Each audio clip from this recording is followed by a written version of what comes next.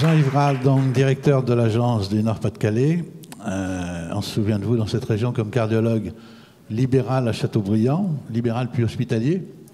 Vous avez eu l'occasion, en tant que président de la CME, pour le coup, de travailler à un projet de rapprochement entre le privé et le public, ce qui vous a fait croiser la route du monsieur Benoît Péricard, là, qui vous a fait sortir du droit chemin, il faut être clair. Hein.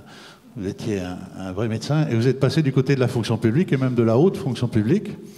On vous retrouve après comme conseiller médical auprès du directeur de la RH d'Île-de-France, Jacques Ritter. De là, vous passez au cabinet de Madame Poder, vous passez conseiller général au ministère. Et puis en 2007, on vous retrouve à la RH de Lorraine, où vous êtes un des seuls à être resté dans la place et à prendre le job de directeur d'ARS.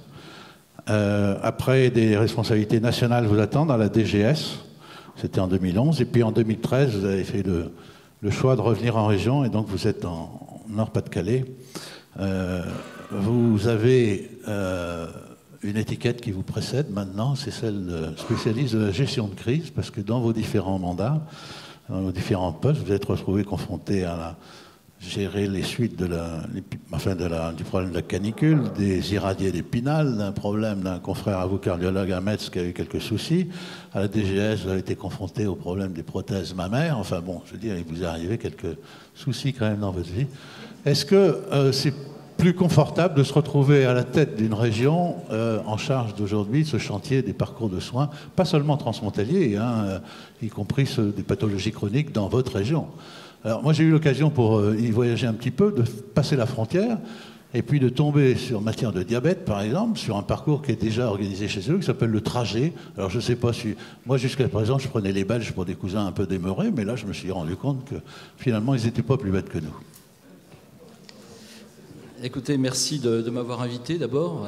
Je suis navré, ce matin je ne pouvais pas être à la table ronde à laquelle j'étais prévu. Je vous prie de m'excuser, si bien que je n'ai pas préparé particulièrement cette intervention, donc je vais essayer de naviguer dans la question posée. Sur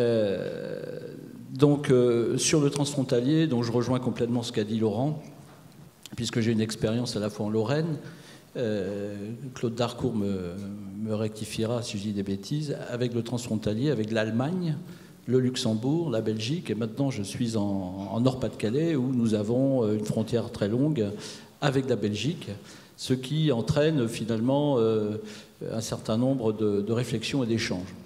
Et je crois que sur le parcours, c'est ce qu'a dit Laurent, quel est le besoin ? Finalement, on s'aperçoit que les dispositifs sont là, globalement, et tout est fait. Il y a encore sûrement quelque chose à améliorer, mais globalement, le patient qui est à la frontière peut clairement aller se faire soigner sans problème de l'autre côté.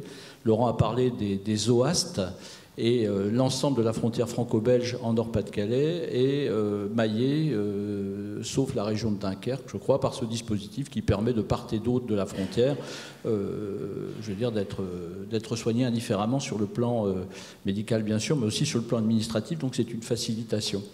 Un certain nombre d'accords cadres, un certain nombre de choses sont là, et je crois que l'objet de la Commission européenne, c'est de faciliter ce parcours par des cadres qui permettent aux gens de l'utiliser. Mais finalement, quel est le besoin ?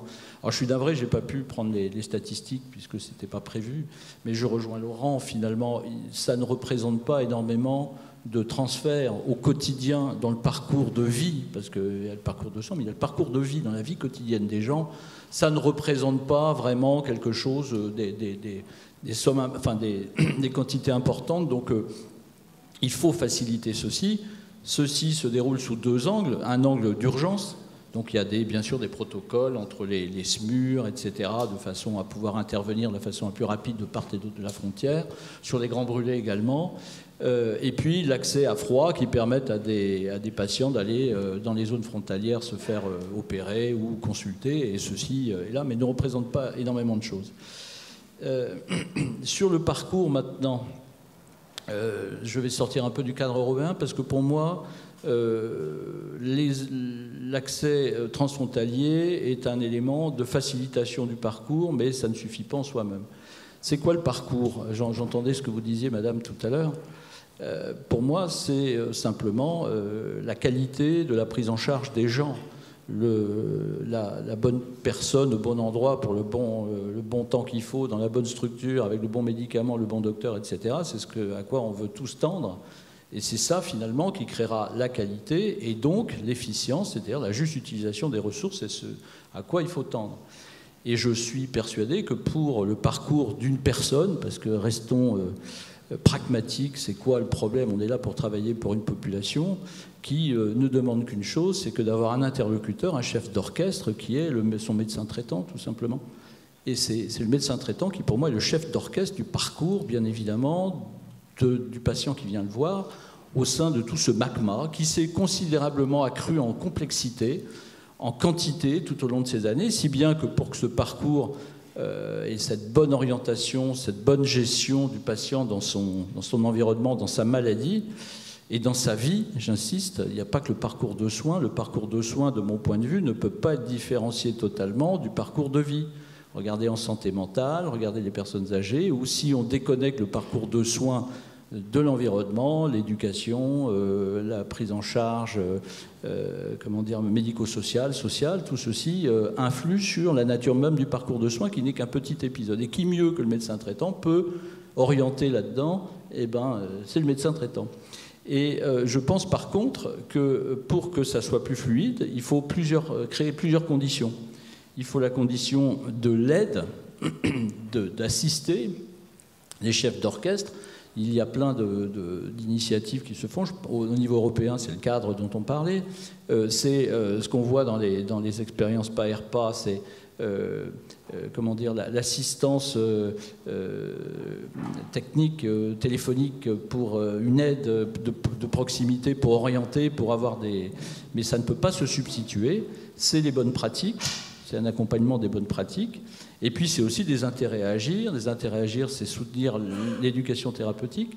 C'est aussi d'avoir des éléments favorisants du parcours. C'est des tarifications adaptées à la bonne prise en charge.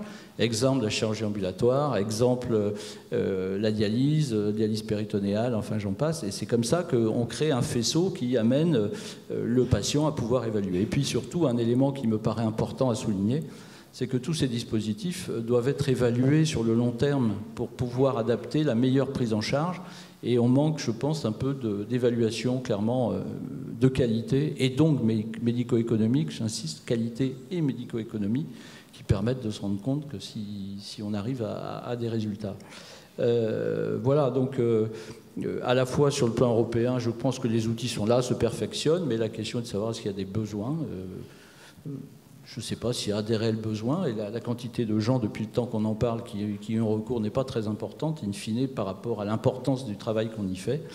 Et puis, deuxième point, le parcours. Moi, je pense que le parcours n'est pas quelque chose de nouveau en soi. C'est simplement une formalisation qui a plus d'importance maintenant, puisqu'effectivement, vous l'avez dit, durée de vie plus longue, maladie chronique, tout ceci nous impose maintenant à mieux utiliser les ressources en ayant de la qualité. La qualité crée, bien évidemment, de mon point de vue, l'efficience du système. Voilà les quelques mots que je voulais dire. Grand merci. Grand merci pour cette participation.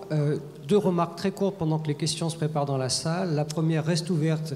La difficile question de la non-transposition de la directive transfrontalière d'octobre 2013 en droit français, qui a été rappelée par Isabelle de Lamata, et des actions que la DG Sanco va devoir entreprendre pour que celle-ci devienne effective. Et puis Philippe Schenk, en aparté, me demandait une petite remarque complémentaire sur une coopération transfrontalière réussie dont il voulait vous faire part. Et bien sûr, après, les questions sont ouvertes. Merci Paul. Oui, 10 secondes, monsieur le directeur général de l'ARS Alsace. Alors on travaille aussi dans la recherche à des projets de coopération transfrontalière.